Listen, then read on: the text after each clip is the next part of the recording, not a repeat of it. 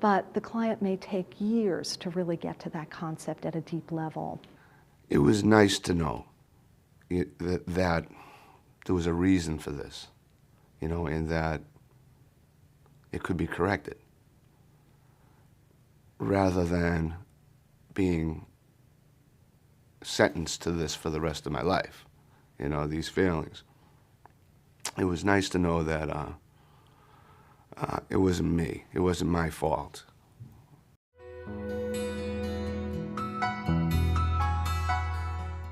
Talking now about treatment, a quote from Rainer Maria Rilke, the 20th century German poet, who said, "For ultimately, and precisely in the deepest and most important matters, we're unspeakably alone, and many things must happen. Many things must go right. A whole constellation of events must occur for one human being to successfully advise or help another." And I think it speaks both to how difficult and challenging this work can be, but also how gratifying it is when you can really reach someone. A concept that's become very important in the field over the past several years is trauma-informed treatment. The idea that it's important to train all staff in trauma and PTSD, clinicians, administrators, secretaries, security staff, that at every level of a program, everyone needs to understand how trauma may impact the client's behavior and take it into account in responding to that client. Trauma essentially becomes a lens, both for staff and for clients, to understand why sometimes they get too angry, why they get into fights with people, why they have trouble following rules, and some of the other often perceived difficult behavior that clients can present in treatment programs. Routine assessment for trauma and PTSD. The idea that at this point, in many programs, it's not routine. Or people use unvalidated measures. So the idea of moving towards systematic and solid assessments of all clients. And it's helpful to distinguish trauma-informed services from trauma-specific services. Trauma-informed services means basic trauma education, that all staff need to become trauma aware. Some staff may become providers of trauma-specific services, may actually do counseling or therapy that focuses directly on the trauma and PTSD. And those staff, fewer in number, will become trauma competent. They're the ones who can directly help the client heal from the trauma. We took this work and implemented it really clinic-wide, and we took a technology transfer perspective around really looking at systematic change, around not just doing a few groups, but really fundamentally thinking about trauma-informed treatment and how to implement this culturally within the program. So that was the first piece. We all are familiar with groups that maybe one or two people may run, and trauma-informed treatment is no exception, where a few clinicians may conduct the groups. But we found it was really essential to include all levels of the clinic, to include senior staff, frontline staff, administrative staff, to really have inclusion so that not only we had buy-in from all levels of staff, but that we were mindful of our environment being trauma-informed. That was really the fundamental goal for us. So how is PTSD typically addressed? Unfortunately, in a lot of programs, not at all. Both mental health and substance abuse settings, one often sees no direct attention to trauma or PTSD. If it is addressed, there are basically two ways to go about it. And it's very important to think out with each client which way you're going to go and having a clear rationale for that. The most underestimated method is focusing on the present, that you can actually treat PTSD just staying in the present, focusing on current symptoms, psychoeducation, teaching the client what PTSD is, the rates, the gender differences, how it presents in their behavior, and so on. And most of all, teaching them coping skills. What can they do when they're having a flashback, a nightmare, when they're overwhelmed with emotion? Seeking safety is one model that's present focus that we'll be talking about in a few moments. Focusing on the past is state-of-the-art treatment for PTSD and has been extensively studied and found to be effective, going by a lot of different names. Exposure therapy is a very well-known model. Essentially having the client retell the trauma narrative, the trauma story, and connecting to the emotion of it. preferably talking in the present tense. I walked into the room, he came at me suddenly. I remember the light was coming in the window at an angle. As they're telling this story, the emotion goes way up. And what you're hoping the client will experience is that they can get to the emotion, but then the emotion will also come back down. And by the end of every single exposure therapy session, you help the client bring the emotions back down. And they learn that they can tolerate the intense feelings that go with the trauma memories. Rage, sadness, panic, anxiety, crying, and so on. And with each retelling of the story, the intensity of the emotion is a little bit less until finally they can tell the story with it no longer having the emotional hold over them that it used to. It's very comparable to how people in general deal with loss. We have rituals around mourning, funerals, social support to help the person go through the memories of the deceased, and so on. And the process is very similar, going through the feelings, feeling them directly, and eventually the feelings lessen. Eye movement desensitization and reprocessing, also a very popular model for discussing and describing trauma memories, also found to be effective in scientific studies. Telling your story, mourning, and trauma processing are other terms that people use for that same type of healing. One issue with methods that focus on the past is that for clients with substance abuse, they may not be ready to do that kind of work. One of the biggest dangers is that if a client is already showing that they're impulsive, that they can't control their behavior, that they keep getting into dangerous situations, if you have them then delve into the past, what can essentially happen is they can end up worse, using substances more dangerous behaviors of all kinds, such as self-mutilation, unsafe behavior, and so on. If I talk about it, it gets me upset. But as soon as I stop talking about it, I try to forget it. So I haven't really dealt with it yet, not totally, because it's just too much, just way too much. It's too damaging, I think, way too damaging. Because you're left with all these emotions and you don't know what to do with them. You know, and you can't have your therapist with you 24/7. It just doesn't work that way. And so the idea now is you may or may not be doing it certainly early in treatment, and you may not at any point do it. Studies that have directly compared methods that focus on the present versus methods that focus on the past, just in terms of PTSD, not addressing substance abuse. At this point, there are no studies on that topic. But in studies that directly compare present-focused methods with past-focused methods, basically you see similar results. And so really helping understand which way the client wants to go.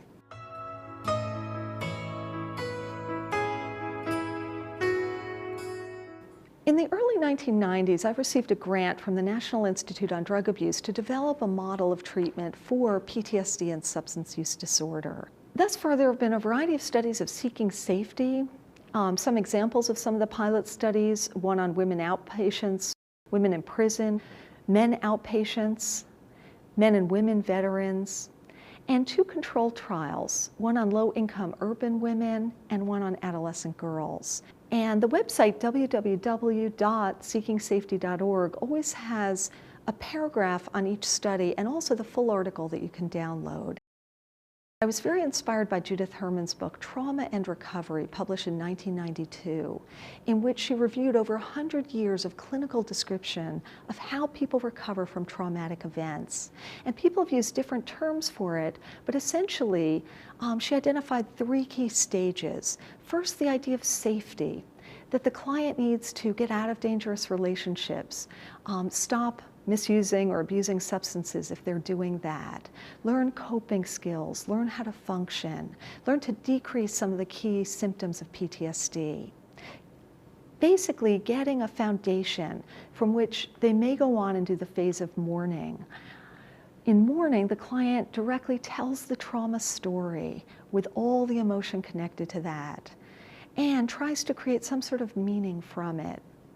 Finally, having done that, they can reconnect in healthy ways, a good work life, good relationships, and so on. And I decided to focus just on that first stage of safety. How do you help a client just do that foundation work? In seeking safety, it focuses only on that first phase of treatment because the idea is that when someone has both substance abuse and trauma-related symptoms or PTSD, they need a lot of help just learning how to get through the day, learning how to be able to succeed in life in terms of functioning, in terms of working, in terms of relationships, and so on. And throughout Seeking Safety, from the very title and throughout every topic, there's a focus on helping the client distinguish safety versus danger. They often don't know when their own thinking is unsafe, their own behavior, or when people might be dangerous for them. And so there's a list, for example, of over 80 safe coping skills.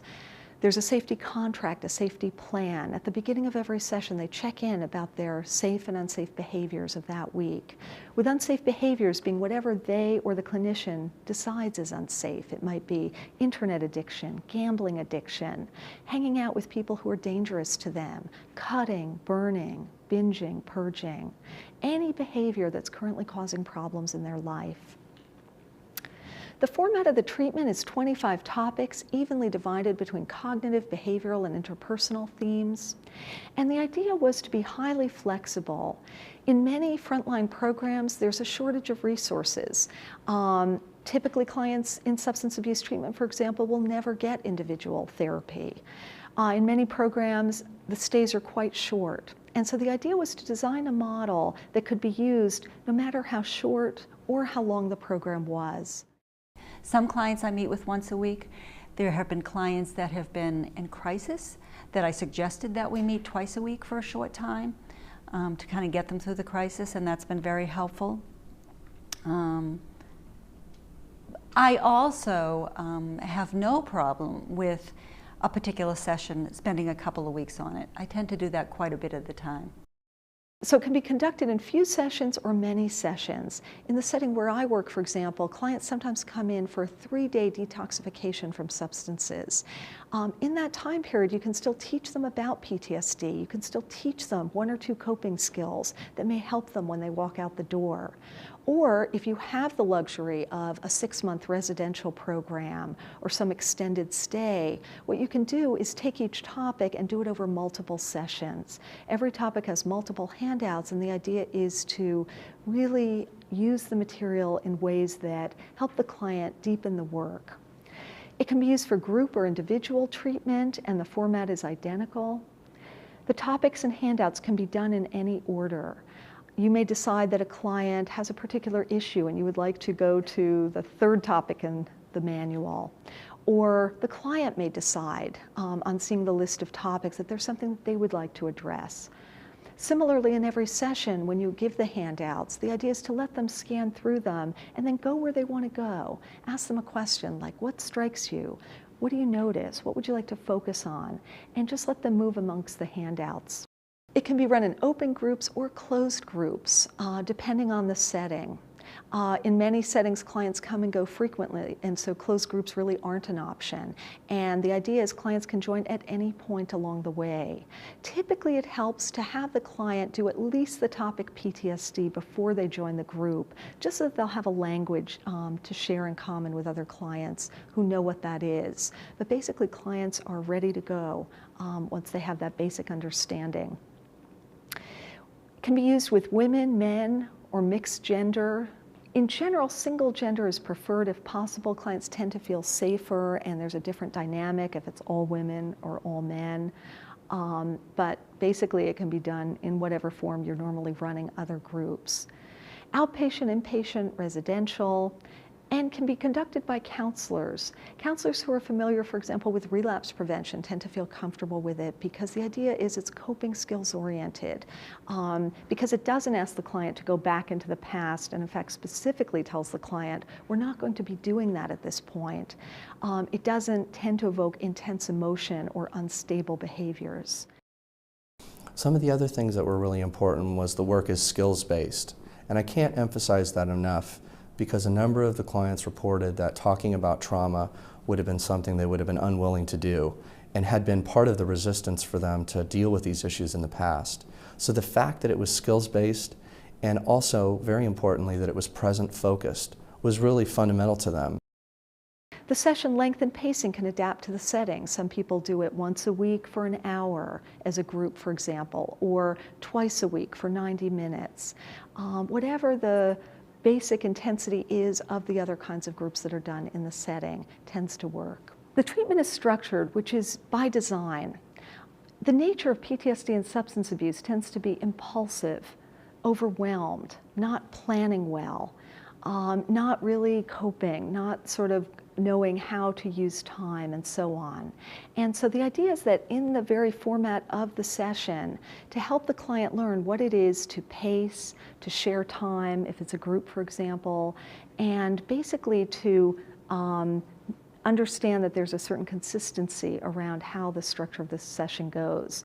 A number of the clients reported that having the familiarity of the group context, coming in each week and having some sense of structure and stability was really important for them in feeling comfortable. Knowing and being able to anticipate the environment was really important for them. So we heard that a number of times.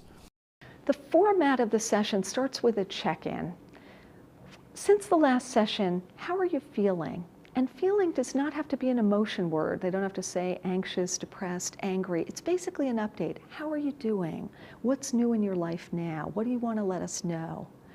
What safe coping have you done since the last session? The idea is to always reinforce gains. These clients often have so much demoralization and low self-esteem that they don't tend to notice what they do well.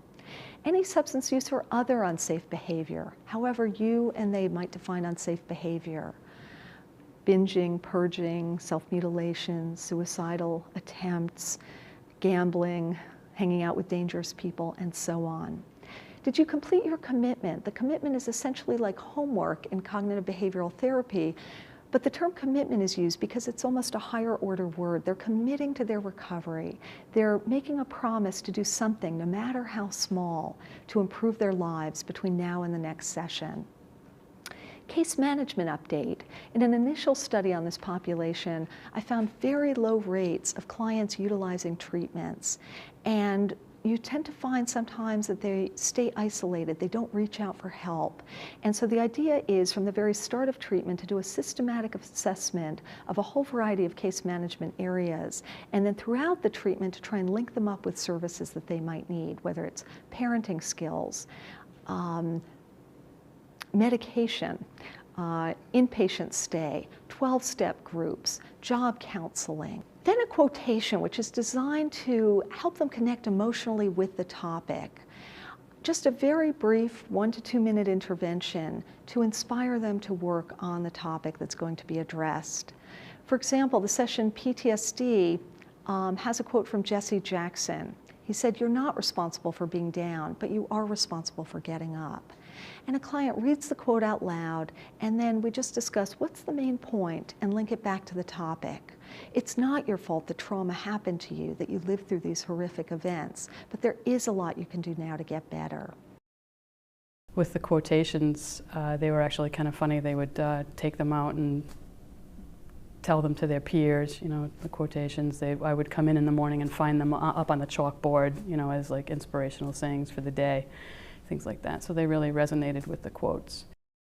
The topics can be done in any order, but typically starts with introduction and case management, helping the client learn that the treatment will not focus on having them tell details of their traumatic event, nor hear it from other people. And for some clients, that's actually a relief because they may feel afraid to hear some of that material at this point. Case management is a systematic assessment of 16 different areas of possible needs, including parenting skills, medication, 12-step groups, leisure time skills, and so on. Safety. How to help the client feel safe and imagine what safety would look like in their lives. In this topic, they're given a list of over 80 safe coping skills, and the idea is throughout the treatment to come back to the skills.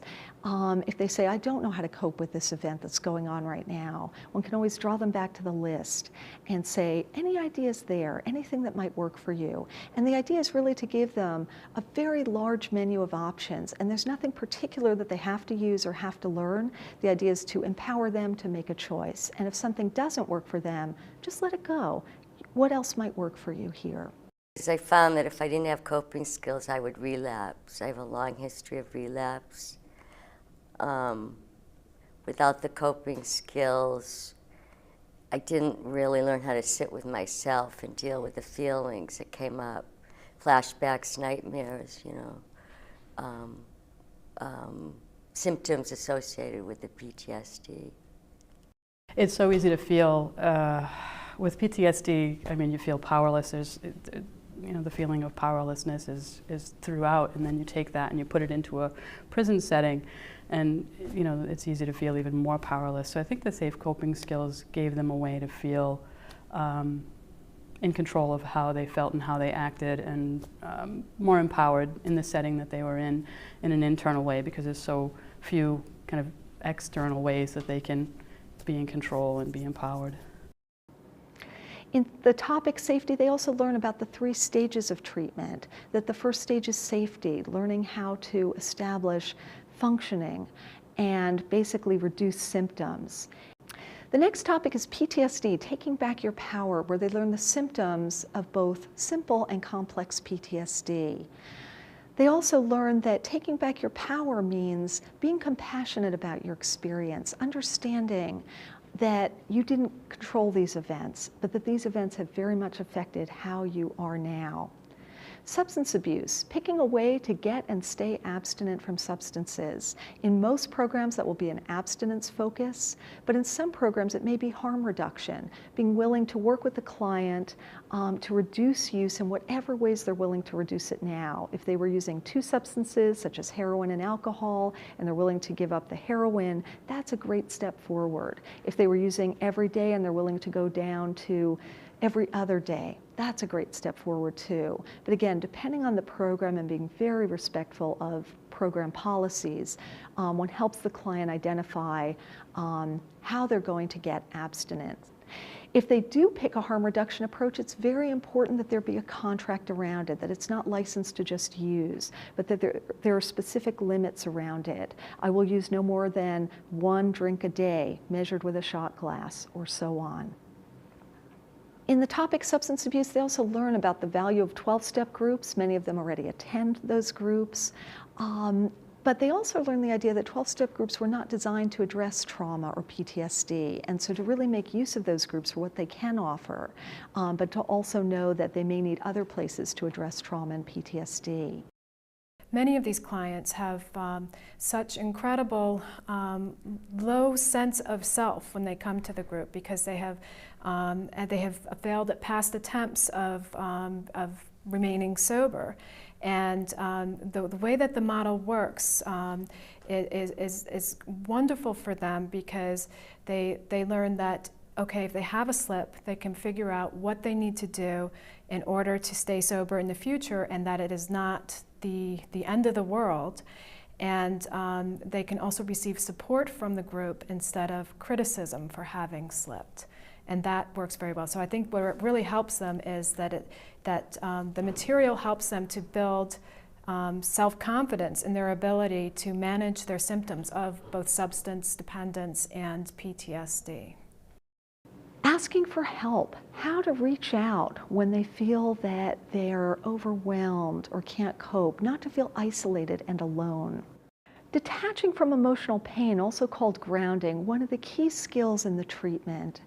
Basically a way to help the client reconnect with the present. And for many clients, what you'll find is that they go from 0 to 100 in a heartbeat. They feel escalated, they feel intensely angry, they feel intensely triggered, they feel an intense drug craving. And so they need some method to be able to reduce those intense feelings, and to do it no matter where they are. First, they learn that the goal is to use all their senses to focus outward on the world rather than inward toward the self. It's the opposite of what we normally do in therapy. Typically in therapy, you have the client get in touch with and express their feelings. But the idea here is that when the client is overly intensely negative in their emotion, they need to bring it down, particularly in early phase treatments such as this, where your goal is to help them cope. So you typically will have them rate their feelings, and this may happen during the course of a session. You see that the client is reacting very intensely. You might say, Right now, 0 to 10, how upset do you feel? 0 being not at all, 10 being extremely. The client may say, I'm at an 8. I am really angry. I feel ready to punch that wall. And so what you might say to the client is, could we do some grounding now? Could we try and help reduce those feelings? And once you teach them the skill, they can typically use it no matter where they are. They might be riding the bus. They may be sitting in a meeting. Wherever they are, they can actually learn to do it silently to themselves. Grounding has 3 basic methods: physical, mental, and soothing. In physical grounding, you have them touch and describe objects. For example, pick up this pen. Is it heavy or light? Is it warm or cold? Is it rough or smooth? What is it made of? And so on.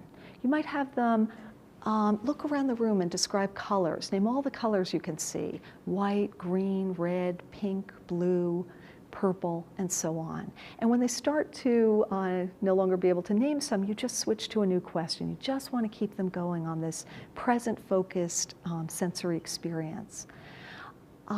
Describe objects you see in the room: tables, chairs, computer, and so forth. Mental grounding. Play a categories game. Name all the TV shows you can name, or name all the sports teams. Name all the animals you can name. Name foods. Just anything that will get them focused in their mind. Soothing grounding. Describe a safe place. Sometimes that'll be worked out ahead of time, such as they love the image of a beach or a park. You can also say to the client that right now in this room, we're safe. Do you want to describe the room? Think of your favorite season of the year. What season is it? Fall. Now think of your favorite time of day. What time of day is it? Early morning. Think of a favorite person. It may be someone you know, or it could be a famous person. Picture that person. Taking good care of yourself, how to take care of their body and their environment. And with each of these topics, the idea is to help them understand also the bigger picture. Why might it be hard to take care of themselves if they experience trauma and substance abuse? Maybe there were no models in the family of how to take care of themselves. Maybe due to the addiction, they stopped taking care of their body.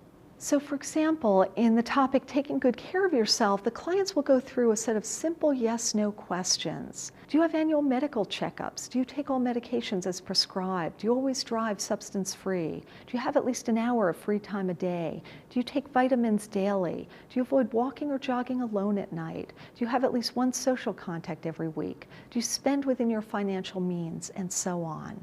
And typically, if we're doing it in a group, clients may report how many yeses did they have, how many no's did they have, and then they'll pick one to make an action plan about. What's one thing you can do this week to improve your self-care? Maybe just buying a bottle of vitamins and starting to take them, making that dentist appointment if you haven't been to the dentist in years. Setting boundaries in relationships, how to say yes to healthy relationships and no to unhealthy ones. And so the idea is help them learn how to find safe people.